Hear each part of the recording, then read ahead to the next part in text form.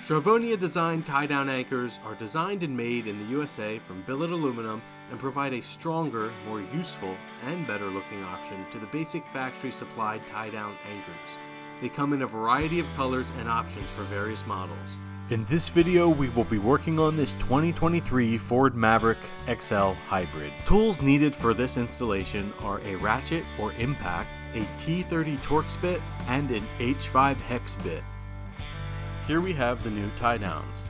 They ship with all the necessary hardware and are available in powder-coated black and powder-coated red. We start by locating any one of the factory tie-down anchors.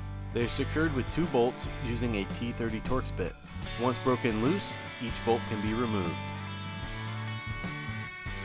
Next, the Charvonia designed billet tie down with the new hardware can be set into place.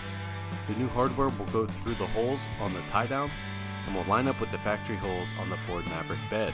These can be secured with the new hardware using an H5 bit or Allen key.